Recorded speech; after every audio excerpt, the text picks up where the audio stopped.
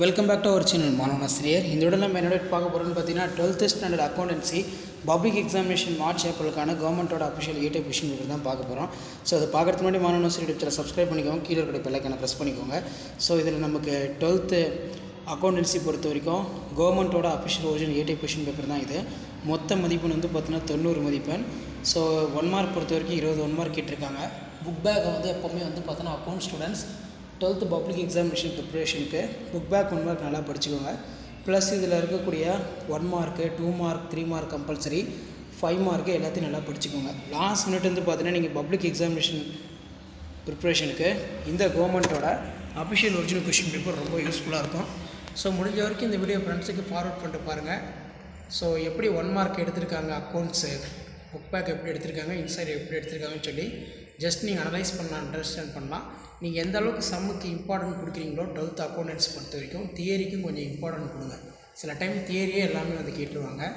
So இதில் 7 to 14 13 question compulsory. லாப நோக்கமற்ற அமைப்பின் பொருள் தரவும். State the meaning of not for profit organisation. கூட்டாளி ஒருவருக்கு முதல் மீது வட்டி அனுமதிக்க மேற்கொள்ள வேண்டிய குறிப்பீடு பதிவு.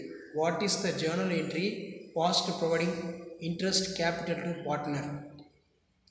அடுத்து பார்த்தோன்னா கூட்டாண்மை நிறுவனத்தின் நற்பெயரை மதிப்பிடும் 4 சூழ்நிலைகளை தருவோம். ஸோ இது ரொம்ப இம்பார்ட்டன்ட். அடுத்து பார்த்தோன்னா பங்கு என்றால் என்ன, அதன் வகைகளை எழுதுக. கம்பல்சரி நல்லா படிச்சுக்கோங்க. கணக்கியல் தகவல் அமைப்பு என்றால் என்ன, what is accounting information system. கணக்கியல் அறிக்கை என்றால் என்ன, what are the accounting reports. So அது கீழே பார்த்தீங்கன்னா நமக்கு 7 into 3 21 3 mark question. Difference between affairs and balance இனி 3 எழுதுனா போதும். டேலி ஆப்பின் 9 முன்பே வரையறுக்கப்பட்ட பேரேடுகள். ஸோ அதுக்கு கீழே வந்து பார்த்திங்கன்னா நமக்கு நற்பெயரை தீர்மானிக்கும் இதே 3 காரணிகள். State any 3 factors determining goodwill. So அதுக்கு கீழே பார்த்திங்கன்னா நமக்கு டேலி ஆப்பினின் லாப நட்ட கணக்கை எவ்வாறு பார்வையிடுவது என்பதை விளக்கவும். ஸோ இதெல்லாம் ரொம்ப ரொம்ப முக்கியமானது. நல்லா சம்ஸ் எல்லாத்தையும் ப்ராக்டிஸ் பண்ணுங்கள். 5 மார்க் பொறுத்தவரைக்கும் இரட்டை பதிவு முறை மற்றும் முழுமை பெற பதிவேடுகளுக்கு இடையே உள்ள வேறுபாடு. பின்வரும் தகவல்களில் உயர் லாபத்தினை மூலதனமாக்கல் பெயரின் நற்பெயரின் மதிப்பை கணக்கிடுக. State the difference between double entry and incomplete records. So sums எல்லாத்தையும் நல்லா ப்ராக்டிஸ் பண்ணிட்டு போங்க. கண்டிப்பாக இந்த கொஸ்டின் பேப்பர் எடுத்து உங்களுக்கு சம்மு தியரி எல்லாமே ரிப்பீட் ஆகும்.